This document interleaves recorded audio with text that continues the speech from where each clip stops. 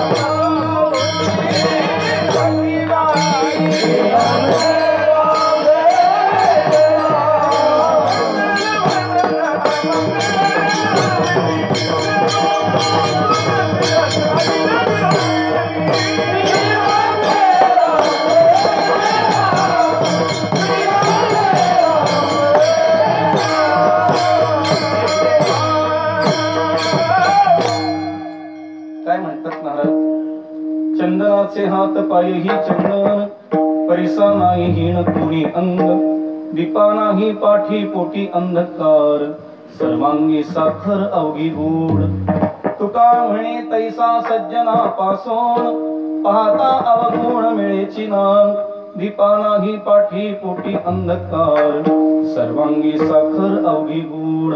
प्रस्तुत प्राप्तस्थळी प्राप्त प्रसंगी प्रभू सेवे करता घेतलेला अभंग जगदवंद्य संत सम्राट संत शिरोमणी देहूचे सुप्रसिद्ध साधू तुकाराम महाराजांचा 3 चरणाचा बहुतेकांच्या परिचय आपला पाठातला गोड असा अभंग सेवे करता घेतलेला आहे। तरी आपण सर्वजण मिळून यथामती यथा अवकाश श्री गुरु कृपेने अभंगावर चिंतन करण्याचा प्रयत्न करू। विठ्ठल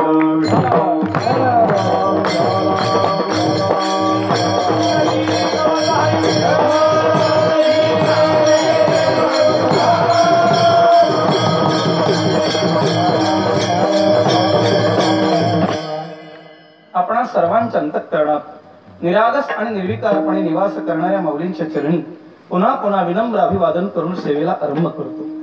जय जय वसुदे उदारे प्रसिद्धे अनवर्त आनंदे वर्षती आधार शक्तीची अंकी वाढविसी कौतुकी हृदयाकाश पल्लके परदेशी निजे प्रत्येक ज्योतीची ओवाळणी करसी मन भवनाची खेळणी आत्मसुखाची बाळलेली लेवविसी 17वीचे स्तन्यदेशी अनहताचा हल्लरू गासी समाधी बोधे निर्विसी बुजावणी म्हणून साधका तू माऊली पिके सारस्वत तुझी पाऊली या कारणी विसावली नसंडी तुझी म्हणून अंबे श्रीमंते निज जन कल्पलते आज्ञाभिमाते ग्रंथ निरोपणी तू आपुले निस्नेह पल्लवे माते पंगुर विसील सदैवे तर्याताची आघवे निर्मीन माये नमो विशद बोध विदगा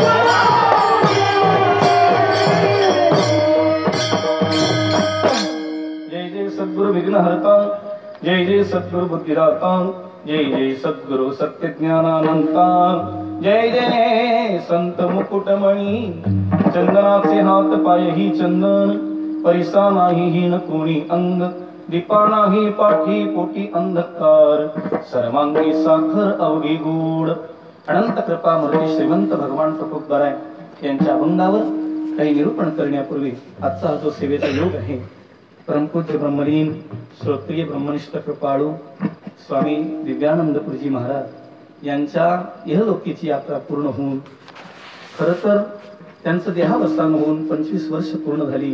हा पुण्यस्मरण सोहळा आपण त्यांच्या निमित्ताने त्या निमित्ताने का होईना आपल्या पदरात पुण्य पाडून घेण्याच्या निमित्ताने इथे उपस्थित आहोत। आदरणीय महात्मेगण या ठिकाणी उपस्थित आहे। परमपूज्य गुरुवर्य श्री स्वामी 1008 आचार्य महामंडलेश्वर महेशानंद गुरुजी महाराज माजी गुरुजी स्वामी हरीशानंदजी महाराज छोटे स्वामी आमचे शिवानंद स्वामी दादा या ठिकाणी उपस्थित आहेत। आदरणीय ताई या ठिकाणी उपस्थित आहेत। एक भाग्य आहे की माझ्यासारख्याला येथे सेवा ही माझ्या माहेरातली सेवा आहे। काजी लळयाचे लळे सरती मनोरथाचे मनोरथे पुरती जरी माहेरे श्रीमंती होती तुम्हा ऐसी या श्रीमंत माहेरामध्ये माझे लाड पुरतात काय कमी आहे का विठ्ठल विठ्ठल।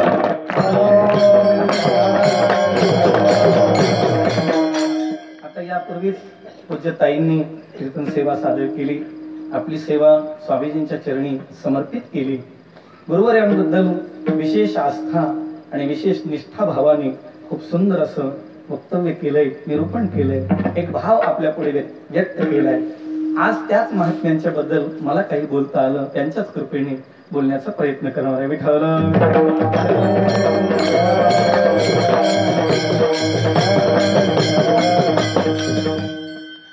अनेक थोर नामवंत मंडळी या ठिकाणी स्वामीजींच्या चरणी आपली सेवा रुजू करतात। खरं तर आपली वाणी दोन ठिकाणी शोभून दिसते एक भगवंताच्या नामाने शोभून दिसते आणि दुसरी महात्म्याच्या वर्णनाने। विठ्ठल देवाच्या नामाने शोभून दिसते कारण देवाचं नाव गोड आहे। जीवे गोड तीन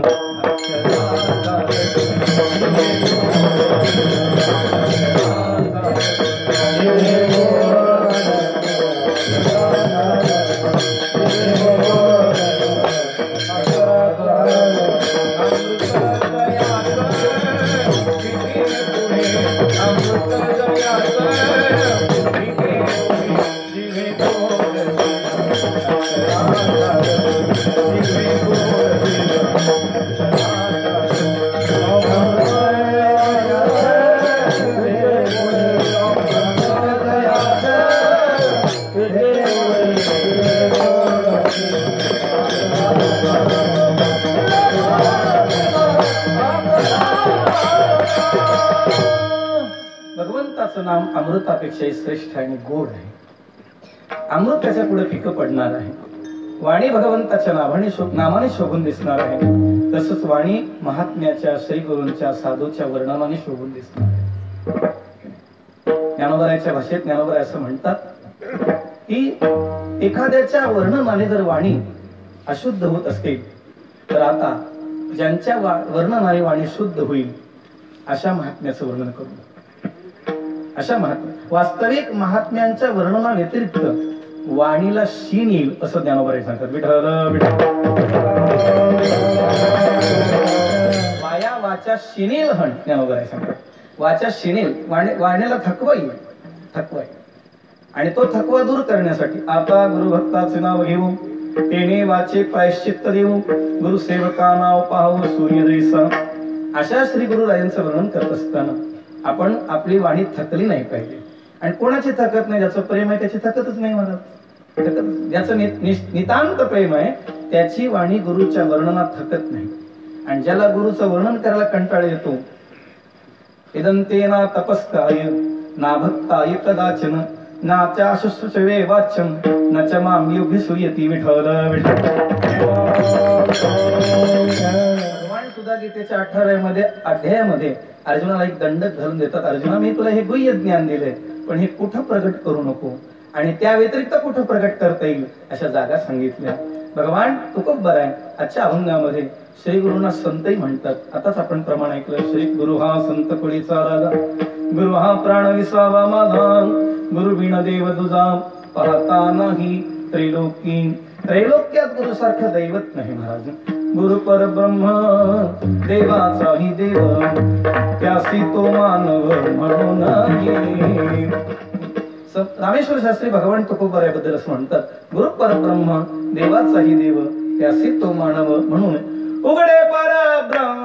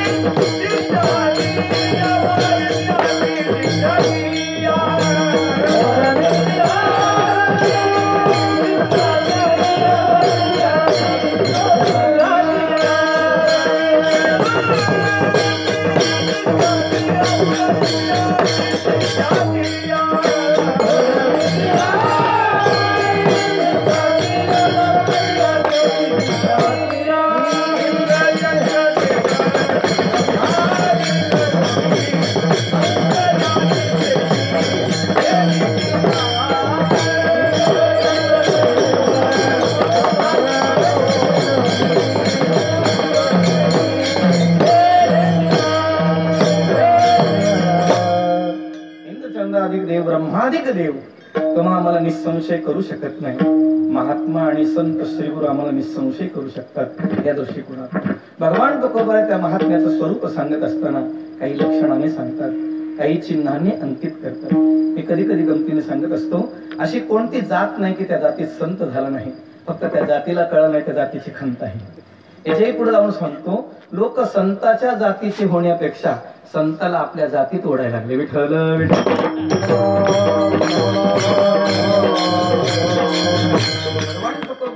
वृक्ष या जातीत चंदनाला संत म्हटलंय, दगड या जातीमध्ये परिसराला संत म्हटलंय, आणि प्रकाश देणाऱ्या जातीमध्ये दिव्याला संत म्हटलंय, आणि गोडी या जातीमध्ये साखरेला संत म्हटले. विठ्ठल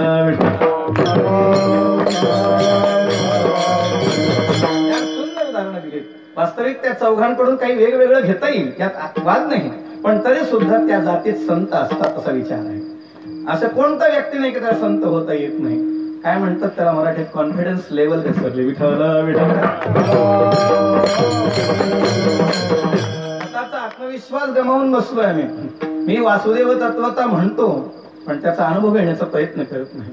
म्हणून बाई सता संतांची संगती, कळवाले कमळापती, आपुली कोणी जनवती, निश्चयी चित्ती दृढ झाला.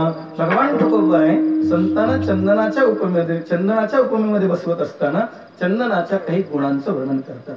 त्याच्या अवगुणाचा विचार करणे. प्रत्येकामध्ये काहीतरी अवगुण असतो. भागवतामध्ये भगवान एकादश स्कंदामध्ये उद्धवाला सांगतात, उद्धवा एखाद्यामध्ये गुणदोष पाहणं हा दोष आहे आणि कोणामध्ये गुणदोष न पाहणं हा गुण आहे. विठ्ठल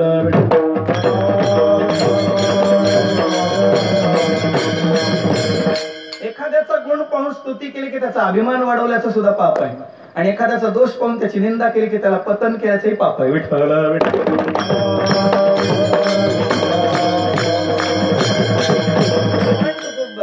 या वृक्ष योनीमध्ये चंदनाचं महत्व सांगतात आणि चंदनाचं महत्व सांगत असताना चंदनाच्या सर्वांगाचं चिंतन सांगतात. त्यानुसार याची ओवी हे परिचयाची आपल्या सर्वांची. झाड मोडे बीज होय, बीज मोडे झाड होय, ऐसे रे कल्प कोडी जाय परी जातीनं नसे. चंदनाच्या झाडाला कधी बाबळी येत नाही, पण बाबळीच्या शेजारी जरी चंदन असला तरी बाबळीची किंमत वाढते. विठ्ठल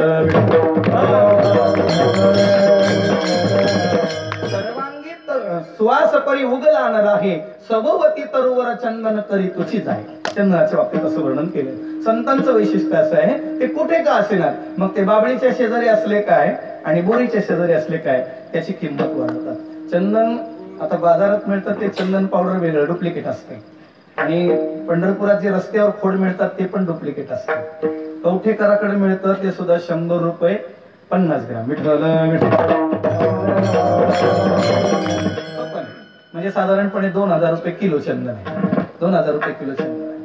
चंदनाच्या शेजारी जर बाबळीचं झाड वाढलं तरी त्या बाबळीला एरवी काही किंमत नाही, पण चंदनाच्या शेजारी राहिल्यामुळे त्याची किंमत 2000 रुपये किलोच्या हिशेबाने. कल्पना करा, नुसती किंमत येत नाही. जसं चंदनाला भगवंताच्या मस्तकावर जागा मिळते का भालप्रदेशावर जागा मिळते तशी बाबळीला सुद्धा मिळते का, कारण चंदनाच्या शेजारी राहिला. चंदनाने त्याचे काटे सहन केले पण त्याला सुगंधित केलं म्हणून सुगंधित केलं. तसं महात्मा जिथे राहील तिथे सर्वांचा त्रास सहन करतात पण त्याला मात्र भगवंताच्या जवळ नेतात. तसं चंदन 2000 रुपये किलो आहे. एरवी त्या चंदनाच्या कोळशाची किंमत फार नसेल. चंदन जाळल्यानंतर त्या कोळशाची किंमत फार नाही, पण चंदनाची किंमत मात्र 2000 रुपये किलो आहे. मला वाटतं विरोपण मेला नाही का? चंदनाची तस्करी करणारा होता. वीरप्पन चंदनाची तस्करी करणारा होता. काही राजकारणी लोक गेल्यानंतर तर चंदनात जाळलं जातं. मला प्रश्न पडला, राजकारणी लोकांना चंदनात का जाळतात? त्याच्या राजकारणाचा दुर्गंध येऊ नये म्हणून. फार लांब जायची गरज. त्याच्याही पुढे जाऊन सांगतो मी कधी कधी विनोदाने, क्षमा असावी. मी तर असं म्हणतो, जे जे शासनाकडे येते ते ते न विचारता घरी नेते त्याला म्हणावून येते. नेते तर नेते पण हिशेब पण नाही देते. जो हिशेब नाही देते त्याला तुम्ही पुन्हा पुन्हा निवडून देते, कारण निवडून द्यायचे तुम्ही काहीतरी घेते म्हणून तर गप्प बसते.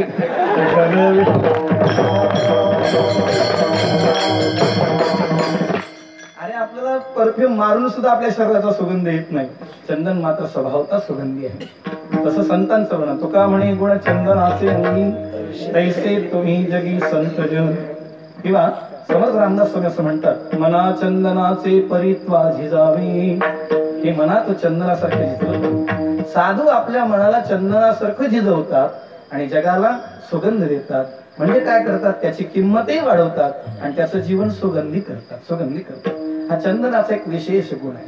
आणि चंदन केळी आणि वेळूला सुगंधी करत नाही म्हणतात, कारण केळी गाभा रूप असतो आणि वेळू आतल्या गाठीचा असतो. तसे बरेच लोक आतल्या गाठीचे असतात. किती सत्य खाल्ले तरी काही फरक पडत नाही. पण संतांनी आतल्या गाठीच्या वेळूला सुद्धा पताका लावून उभं केलं. विठ्ठल. आणि केळीला ब्रह्मरसाच्या भोजनासाठी पात्र म्हणून वापरलं. सांगावं, संतांनी कोणाचा तिरस्कार केलाय? चंदनाच्या स्वरूपात असलेल्या, वृक्ष या स्वरूपात असलेल्या संतांनी केळीलाही तिरस्कृत केलं नाही, वेळूलाही तिरस्कृत केलं नाही. बोरी बाबळेला तर भगवंताच्या मस्तकावर बसवलं आणि त्याची किंमतही वाढवली. एवढं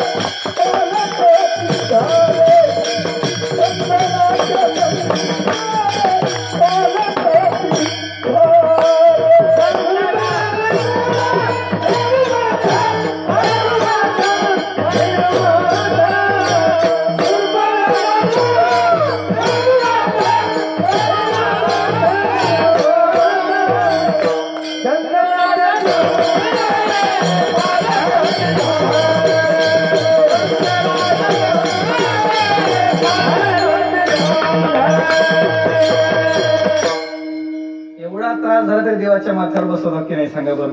भगवान तुकोबराय सांगतात चंदनाच्या शेजारी वेळू आणि केळी सोडली तर बाकी सगळ्यांना सुगंधी करतात. चंदन दगडाला सुगंधी करत नाही. एक वैशिष्ट्य मलयाग्री नावाचं चंदन आहे महाराज, उकळत्या तेलालाही शीतल करतं महाराज. या चंदनाचं वैशिष्ट्य आहे. तसं त्रिविध तापाने तप्त झालेल्या जीवाला शीतल करण्याचं काम संत करतात.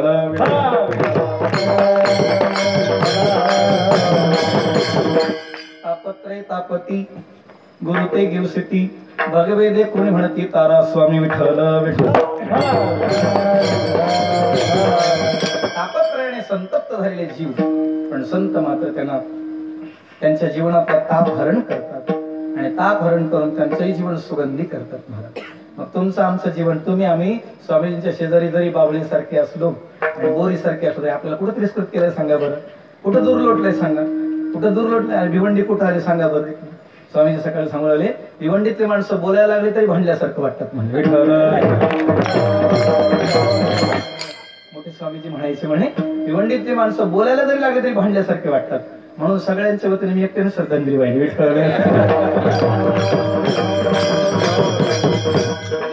बाकीच्या वाटूनही भांडण चाललंय म्हणून विनोदाचा भाग सोडून द्या. तात्पर्य असं आहे आम्ही कशी असलो आमची भाषा जरी अवघड असली आम्हाला बोलण्याचा शिष्टाचार जरी नसला तरी आम्हाला भगवंताच्या चरणाजवळ स्थान दिले.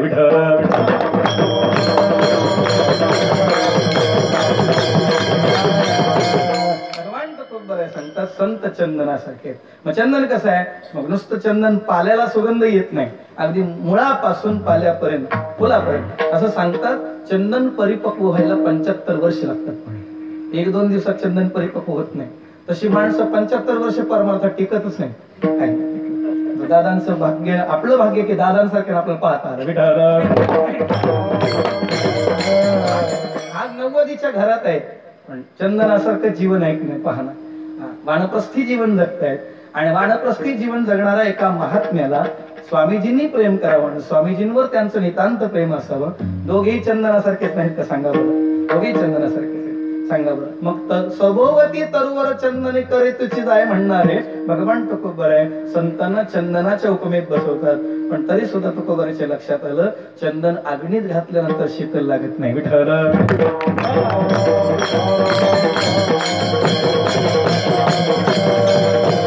चंदन अग्नीत घातल्यावर शीतल लागत नाही. चंदन वेळूला सुगंधी करत नाही. चंदन केळीला सुगंधी करत नाही. चंदन दगडाला सुगंधी करत नाही. आणखी एक चंदनाकडे दोष दिसला. चंदनाचे गावी सर्पाची वसती.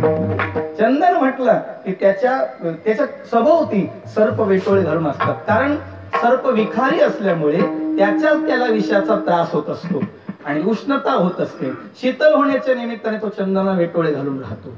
पण त्याचं आध्यात्मिक कारण असं सोपं सांगता येईल की एखाद्या चंदनसम महात्म्याला परमार्थात त्रास होऊ नये. त्याला एकांत मिळावा. त्याचं भजन बंद पडू नये म्हणून भगवान सापाच्या जातीचा माणूस तिथं ठेवतो. विठ्ठल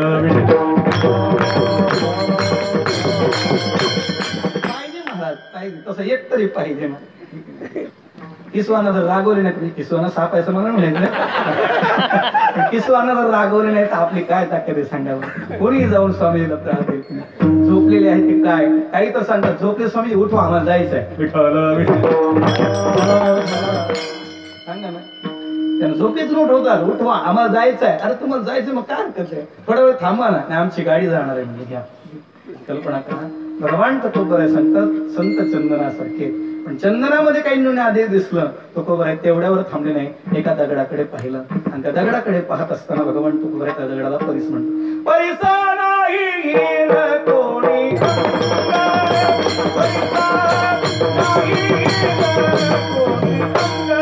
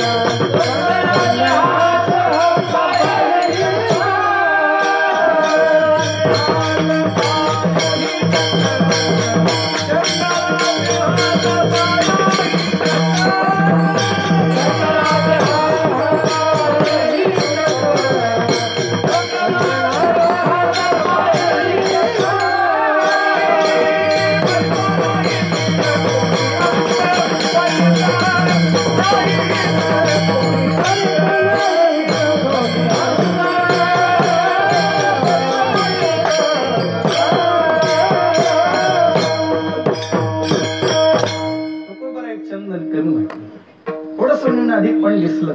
वास्तविक तुकोबारायच पाहत सांगतात अवगुण पाहायचं नाही, पण तरी सुद्धा त्याच्यातला दोष दिसला वृक्ष या जातीत. म्हणून भगवान तुकोबाराय दुसरं उदाहरण घेतात, ते म्हणजे परीस दगडच म्हणतात. दगड आता आपल्याकडे पायरीला काही दगड असतात, मूर्ती सुद्धा एका पाषाणाचीच असते.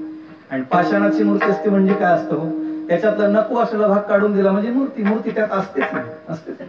मूर्तिकार मूर्ती वेगळी घडवत नाही, त्याच्यातला नको असलेला भाग काढून टाकतो. तसं तुमच्या आमच्यातला नको असलेला भाग काढून झाला आपण ब्रह्मस्वरूपच आहोत.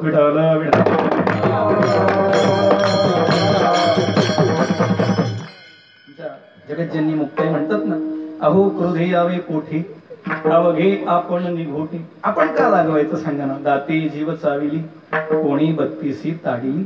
कोणी आपल्याला त्रास दिला म्हणून चावता बोलता जर दाताखाली जीभ आली तर कोण दात पाडतं का म्हणाले, दाताला शिक्षा करतं का नाही. तसं जग सगळं ब्रह्मस्वरूप आहे. आपण त्यांच्यावर करुणा करण्यासाठीच आलो आहोत, त्यांच्यावर उपकार करण्यासाठीच आलो आहोत. भगवंताने त्यासाठीच आपल्याला जन्म घ्यायला लावलाय. आपण त्यांच्याशी वैर बांधून पुढे जाणार आहोत. काय करायचं सांगा ना. अजातशत्रू आहोत आपण, हा विचार सांगितला. भगवान तुकोबाराय सांगतात परिसाचा विचार. परीस म्हणजे एक दगड आहे. हिरा नावाच्या दगडाची किंमत जवाहराकडे विशेष असेल, मार्बल नावाची किंमत व्यवहारामध्ये जास्त असेल. काही कोटा वगैरे दगडाची किंमत वेगवेगळी असेल. त्यातल्या जी मूर्ती घडली ज्या पाषाणापासून, मग तो शालिग्राम असेल कुठलाही असेल, त्याची एक विशेष किंमत असेल. पण तरी सुद्धा परीस जर असेल तर त्याची एक वेगळी किंमत आहे. नेपाळच्या गंडकी नदीच्या पात्रामध्ये शालिग्राम मिळतात आणि त्याच्यामध्ये सोनं असतं म्हणतात. आणि ते शालिग्राम मिळवण्यासाठी तिथले मेंढपाळ त्या मेंढ्यांच्या पायाला छोटे छोटेसे लोखंडाचे नाळ ठोकतात. का ठोकतात माहितीये? चुकून जर शालिग्रामचा स्पर्श झाला तर ती नाल सोन्याची होते.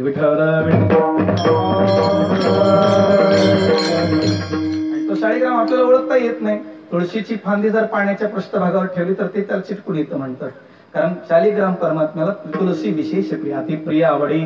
भगवंताला तुळशी आवडते. तात्पर्य असं आहे, परीस नावाचा दगड आहे. त्या दगडाचा विचार सांगत असताना एरवी तो दिसायला ओबडधोबड आहे, त्याचा काही रंग फार चांगला नाही, पण तरी सुद्धा त्या दगडाचं एक वैशिष्ट्य, त्याच्याकडे महिमा. आपुल्या महिमानी धातू केले सोने, तैसे माझे न म्हणे आता गुणदोष पंढरीनाथा.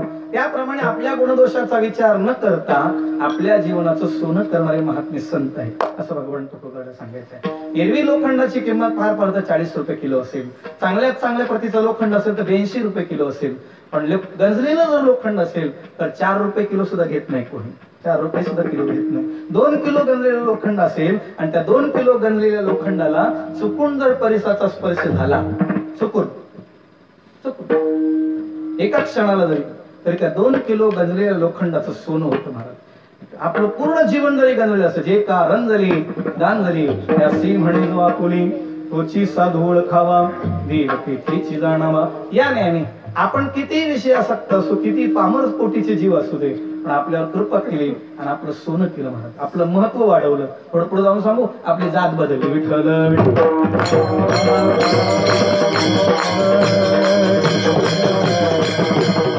लोखंडाच्या जातीत होतं आपल्याला कोणी विचारत नव्हतं, पण सोन्याच्या जातीत आल्यानंतर मग कोण कोण विचारलं, कोण विचारत नाही असा प्रश्न आहे. सांगा कोण विचारत नाही. त्या गंजलेल्या लोखंडाला 2 किलो गंजलेलं लोखंड आहे, त्याची एरवी किंमत 4 रुपये सुद्धा येणार नाही, पण त्याला जर परिस्पर्श झाला तर त्याची किंमत किती झाली काय माहित आहे? घरी जाऊन हिशेब करू आपण. काय 2 किलो सोन्याची किंमत किती झाली?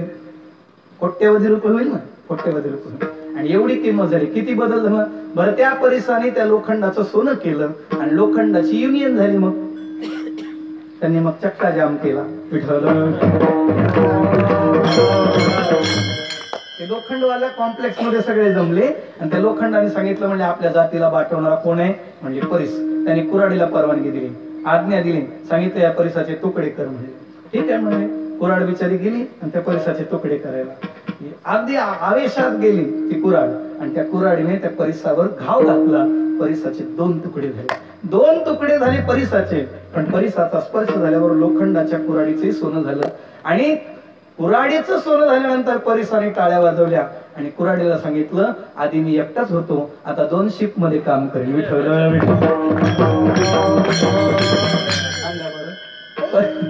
काय वृत्ती असेल सांगा ना.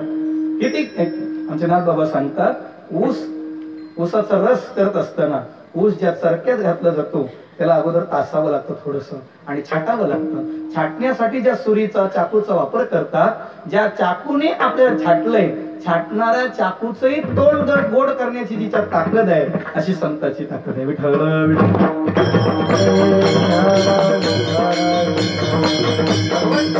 तेवढ्यावरही थांबले नाहीत. तुकोबरे म्हणतात, परिसाच्या बाबतीत परिसर ओळखता येत नाही. परिसा भागवताला मिळाला तो भगवतीच्या कृपेने, आणि नामदेवरायाने ज्यांना ज्यांना स्पर्श केला, जेवढी ओंजळीत कण होते वाळूची ते सगळे परिस झाले ना महाराज. प्रत्यक्ष परिस वाळवंट पै केली.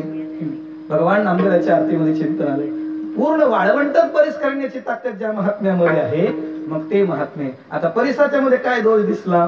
परिस म्हणे लोखंडाचं सोनं करतं, तसं तांब्या पितळेचंही करील, पण खापरा परिस काय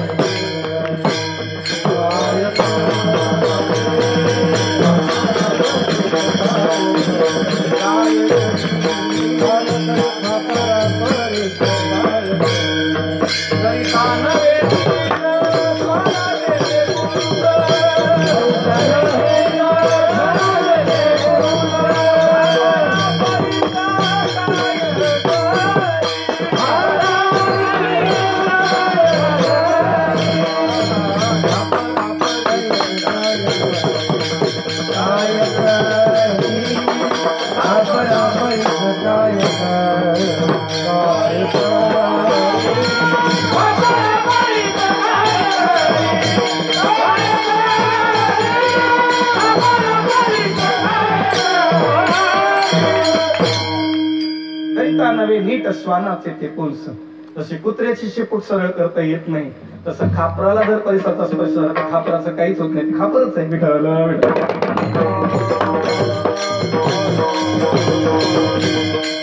परिसाबद्दल सांगत असताना भगवान तुकोबरे सांगतात, परिसामध्ये सुद्धा काहीतरी अडचण दिसते. खापराचं सोनं करू शकत नाही, ते सोनं करू शकत. जसं कुत्र्याची शेप सरळ करता येत नाही, तसं एखाद्या खापरासारख्या वृत्तीच्या माणसाला सरळ करता येत नाही.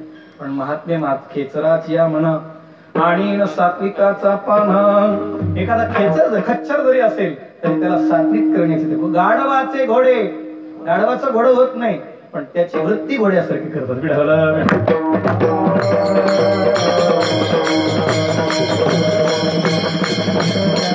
भगवान तुकोबरे म्हणतात, त्या परिसाने लोखंडाचं सोनं केलं, त्याचं महत्व वाढवलं. जसं चंदनाने सुगंधी केलं, त्याला भगवंताच्या प्रांतात प्रवेश मिळवून दिला. जसं सोनं केलं, त्याला समाजात स्थान मिळालं. संत काय करतात? तुम्हाला देवाच्या जागी स्थान मिळवून देतात आणि समाजातही स्थान मिळवून देतात. पुढे जाऊन सांगतो, देवाच्या प्रांतात स्थान मिळाल्याशिवाय समाजात स्थान मिळत नाही. समाजात जे स्थान मिळतं ते देवाच्या प्रांतात नसेल तर काय उपयोग आहे सांगायला. कारण जी लोक आज जिंदाबाद म्हणतात ते चुकून उद्या मुर्दाबादही म्हणतात. काय प्रश्न सांगतात लोकांचं काय खरं नाही ना. भगवान तुकोबाला म्हणायला लागलं लोकदैसा ओकदहिता धरवेना अभक्ता जिरेना संत संग संत संग करता म्हणता हा दोषी येरा अभाग्यासी ज्ञान. लग्न करू जाता म्हणती हा पाठ आहे तुम्हाला विठ्ठल. न करिता नरा निंदिता ती बहु बोल जाता म्हणती हा वाचाळ न बोलता सकळ म्हणती घरी. कोणाकडे गेलं नाही तर म्हणतात काय घमेंडी आहे आणि जायला म्हणतात काय 2 किलो साखर संपली. सारखे येतात आमच्याकडे. आमचा काही प्रश्नच नाही जाण्याचा. साखर खायचीच नाही आम्हाला विठ्ठल. आम्हाला साखरेच्या पोत्यावर सुद्धा बसायला परवानगी नाही महाराज. तरी सुद्धा आम्हाला सत्यात खायला मिळते का ही त्यांची कृपा आहे ना. भगवान तुकोबराय सांगतात की जसं चंदनाच्या जातीचे संत परिसाच्या जातीचे संत एवढ्या उदाहरणाने तुकोबरायचं पोट भरलं नाही. आनंद वाटला नाही. संपूर्ण समाधान झालं नाही. भगवान तुकोबराय संतांना दुसऱ्या चरणात सुंदर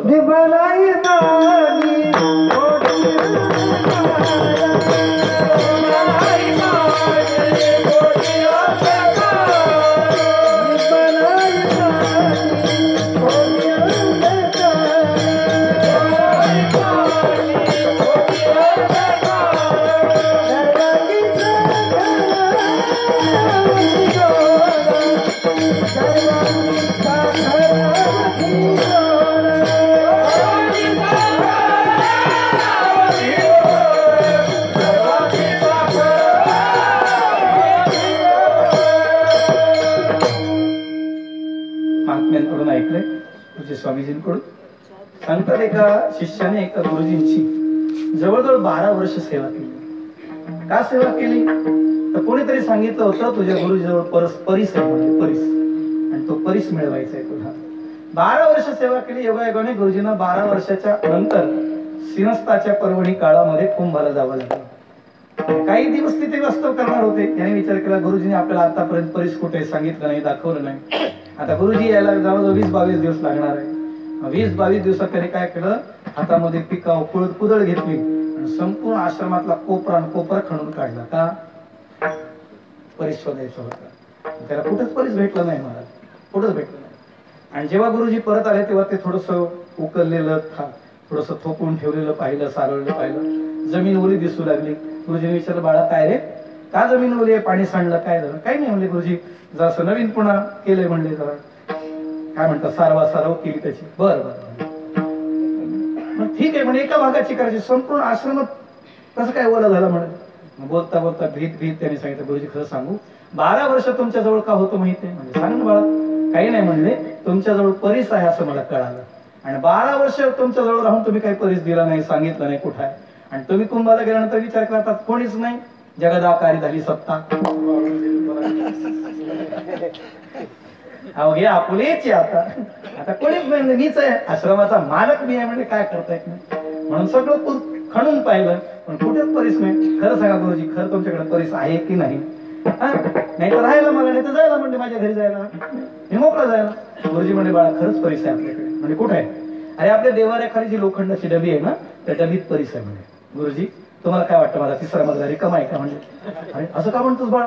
नाही म्हणजे बाबा लोखंडाच्या डबीत जर परीस ठेवला असता तर ते सोनं झालं नसतं का.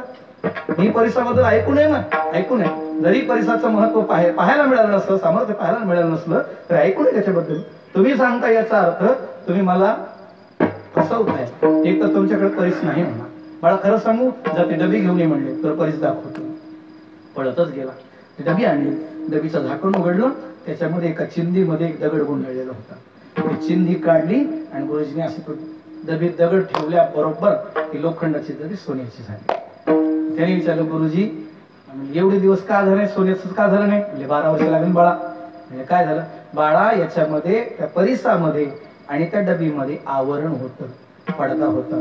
घुंगट के पटखो तो हे पिया मिलेगा पिया मिलेगा पिया मिलेगा घुंगट के पटखो घुंगट के पटखो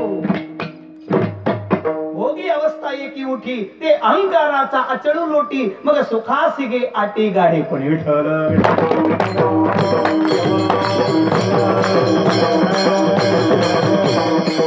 बाळा एवढ्या चिंधीने 12 वर्ष लोखंडाला सोनं होण्यापासून परावृत्त केलं, तशी तेवढीच चिंधी मनात राहिली तरी माणसाचं 12 काय जन्मच्या जन्म जातात.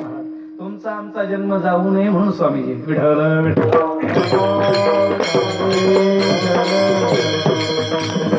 काल उभी आठवली परवा ते चालते ज्ञानाचे बिंब तयाचे अवयवते सुखाचे कुंभ हेर माणूस पडते भांब लौकिक वागू योमा मज मनादिंच व्यक्ती लोक महेश्वरम असमूढ समर्थेषु सर्व पापै प्रमुच्यते का होत नाही याचं काही कारण असेल ना. का महात्म्याने आपल्यासारखा देह धारण केला त्याची 2 कारण आहे. माणूसच का झाले, माणसाला ओळखता येऊ नये म्हणून. स्वामीजी सांगतात आपण काही चुका करतो, साधूला माणूस समजतो आणि माणसाला साधू विठ्ठल.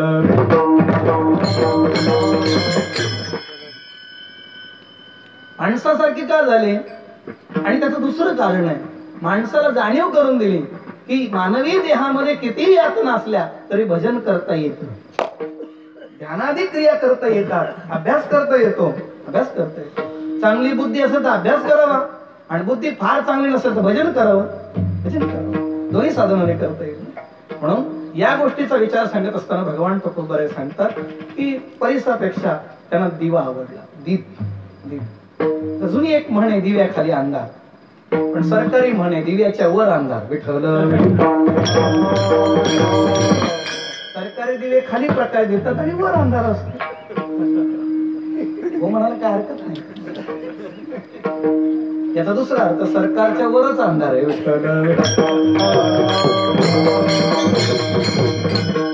पण दिव्याबद्दल सांगत असताना संत कृपेचे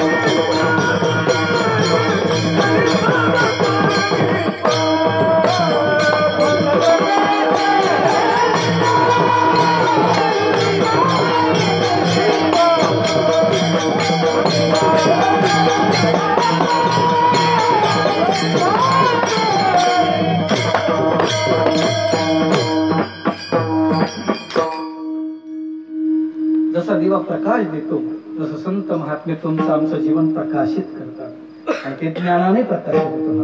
प्रज्वालितो तो ज्ञानमय प्रदीप किंवा मध्यात्मदीप मती तितीशतांतमोंधम संसारिणायाः पुराण गुह्यम तम व्यासून उपयामी गुरुं मुनीनाम. भगवान शुकाचार्यांबद्दल असं वर्णन आहे आणि व्यासांबद्दल पण असंच वर्णन आहे. आणि ज्ञानोबारायांच्या निवृत्तीनाथांबद्दल जर म्हणावं तर तयाचित सूर्य असे निवृत्ती आता नमो म्हणत पुढती ये जे बाधक आहे तसे तुती बोलाची विठ्ठल. तुमचं आमचं मन निष्पाप कसं होईल यासाठी ते प्रयत्न करतात. तुमचं आमचं जीवन सुगंधी करतील, तुमची आमची जात बदलतील, तुमचं आमचं मोल वाढवतील. पण मोल वाढवल्यानंतर सुद्धा अभिमानाचं पाप लागू नये म्हणून प्रकाश हा विचार. अभिमान कोणाला होत नाही सांगा. ज्याने 4 दिवस माळ घातली त्यालाही अभिमान होतो. मला का होत नाही सांगा. चांगला कोरून गंध लावला तरी अभिमान होतो. आणि अभिमान राहू नये. परमात्म्याच्या भेटीत आणि आपल्या काही आड येत असेल तर तया माझी पहिली दी अहंकार, तो अहंकार घालवण्यासाठी संत कृपेचे हे दीप करी साधका निष्पाप. एक छोटस उदाहरण सांगतो आणि सेवा पूर्ण करतो.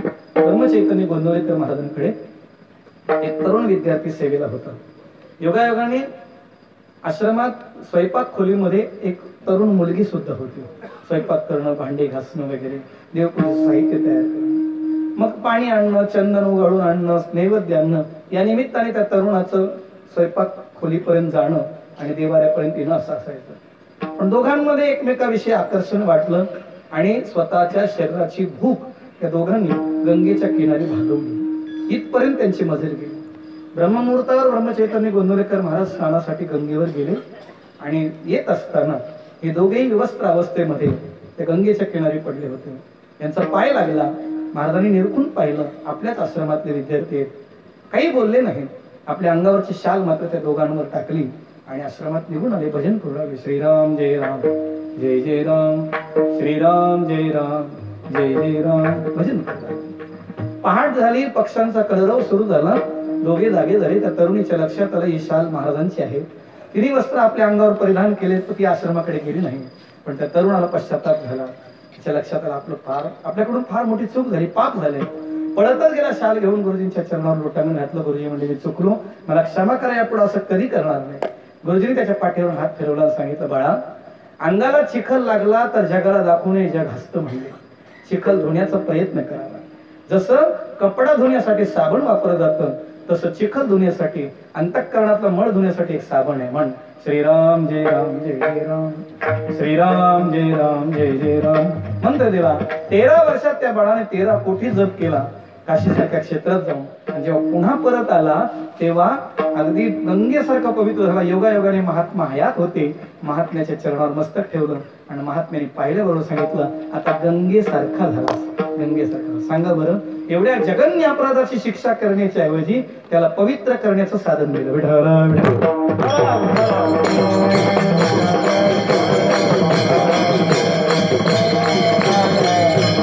बरोबर म्हणतात, संत प्रकाश देतात, ज्ञान देतात, पण ते ज्ञान देत असताना गोड वाणीने देतात. असं नाही, तुला समजत नाही असं नाही, असं नाही. हा विठ्ठल. आम्ही जेव्हा आश्रमात शिकायला होतो तेव्हा स्वामीजी सांगायचे, मी एक श्लोक 10 वेळा शिकले, 11व्या वेळेस नाही आला तर टप्पू. 11 वेळ यायचा प्रश्नच नव्हता महाराज, यायचा प्रश्नच नव्हता. काही आवश्यकताच नव्हती. 3-4 वेळ तर ते होत होतं. इतकी गोड वाणी. बरं, इतर आपल्या शेजारी स्वामीजीच्या समोर आपण बसून शिकतो आहोत, गीतेची संथा घेत आहोत, बाजूला ताई दुसऱ्या कुणाला संत देत आहेत, तर आपल्या बोलण्याचा आवाज त्यांना जाऊ नये, त्यांना त्रास होऊ नये, त्यांच्या आवाजाने सुद्धा आपल्या शब्दाचा उच्चार चुकू नये, एवढी गोड वाणी कुणाची? विठ्ठल.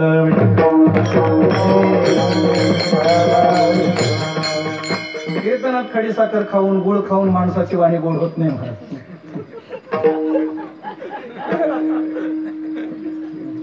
रक्तात साखर असावी लागते. विठ्ठल. आमच्या रक्तात साखर आहे, काय करताय? पुण्यात एक बाई म्हणू लागली, आमच्या सासूच्या रक्तात हेवी शुगर आहे, आमच्या सासूच्या रक्तात हेवी शुगर आहे, पण अजून परत ओठात कधीच आली नाही. विठ्ठल.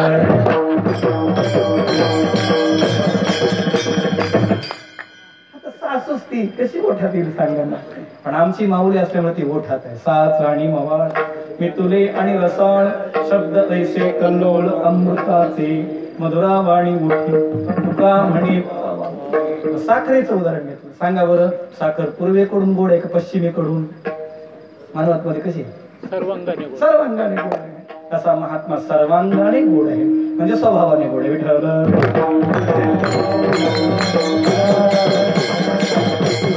शब्द ऐसे कल्लोळ अमृताचे. अमृतासारखे शब्द आहेत महाराज. किंवा तुकोबाच्या भाषेत तुकोने घेतले मोती येते. मोत्याला मोजून घ्यावं तसे महात्म्याचे शब्द तोलून मोलून घ्यावे आणि त्याच्या अर्थाशी जर समरस झाला तर ब्रह्मरूपच झालं महाराज. काय राहिलं सांगा? भगवान तुकोबरे सांगतात, दीपाना ही पाठी अंधकार, दिव्याच्या पाठीमागे अंधार नाही. तर पोटात कसं असेल सांगा बरं? पोटात कसं? ज्याच्या पोटात नाही त्याच्या पाठीमागे अंधार नसतो. पण काय असतं, जग म्हटलं की तो साखरेची साल काढतो. विठ्ठल. भगवान तुकोबरे सांगत, सर्वांगी साखर अवघे गोड विठोबा.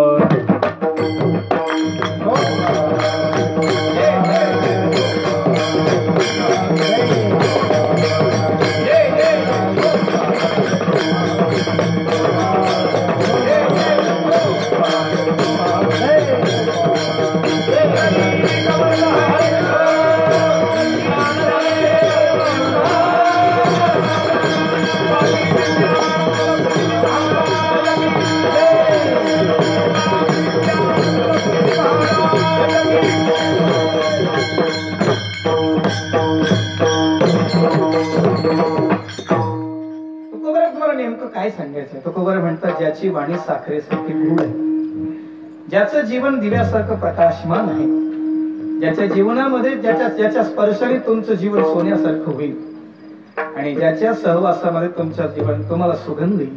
सुगंध येईल. सांगा तो संत आहे. फार लांब जायची गरज नाही, फार लांब जायची. त्यांच्या सहवासामध्ये तुमचं जीवन सुगंधी होईल. खरोखर आपलं जीवन सुगंधी आहे ना. एरवी आपल्याला कोण विचारतं सांगा, कोण?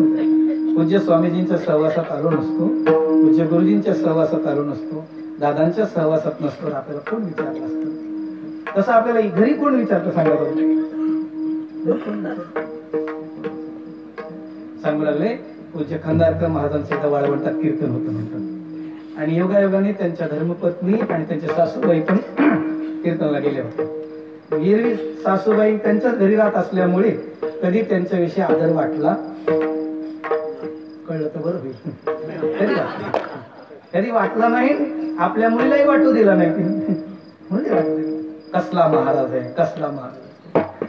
बाया बोलायला लागला त्याचा काही हिशेब नसतो, कारण बायाच्या हरिपाठाला ज्ञानदेव प्रमाण नसतं. काहीतरी टीकात्मक बोलणं असतं. योग असा झाला, पंढरपुराच्या वाळवंटात जेव्हा कीर्तन झालं, रांगेला लोक लागले दर्शनाला, तासभर लोक रांग घेऊन दर्शन घेऊ लागले. तेव्हा सासूबाईला वाटलं एवढा मोठा महाराज आहे का, काय करतं महाराज. काही वेळेला आपल्या जवळ असतं ते, पण आपल्याला कळत नाही, आणि आपल्याला ते कळून देण्याच्या निमित्ताने पूज्य स्वामीजींच्या सानिध्यात आपण आलो, गुरुजींच्या सानिध्यात आलो, की जे आपल्याला कळून देतात. काय कळून देतात? बाबा साधूकडे गेलास तर दोन गोष्टी राहायचं, संतापाशी बहु असावी मर्यादा. साधू जवळ फार मर्यादेने राहावं लागतं. का? कारण तिथं धांदरटपणा चालत नाही, निवडटपणा तर चालतच नाही. तुम्ही चंचल असाल तुम्हाला स्थिर करतील, पण एक त्यांच्याकडे जाऊन त्यांच्या अवगुणाचा विचार न करता त्यांच्या गुणाचाच विचार करा. गुण दिसले पाहिजे. ज्याची जशी दृष्टी त्याला तशी सृष्टी असते महाराज. पण तरी सुद्धा तुकोबाराने आपल्याला एक दृष्टी दिली, ती म्हणजे सद्गुणाची दृष्टी दिली. सज्जन सत अधिक जन, सत परमात्मा स्वरूपाची त्याची संधी झाली, एकरूप झाली. अशा सज्जनाकडे कोणता अवगुण असेल सांगा बरं? कोणता अवगुणच नाही मला. अवगुण पाहता म्हणजे विचार करून पाहिला तरी नाही. चंद्र तेथे चंद्रिका, शंभू तेथे अंबिका, संत तेथे विवेका असुनी.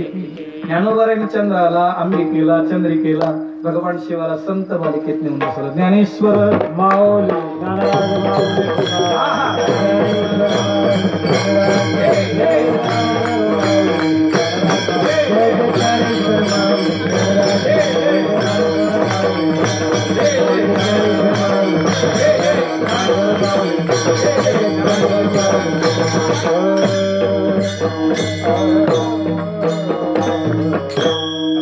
पूर्ण झाली, वेळ झालेली आहे.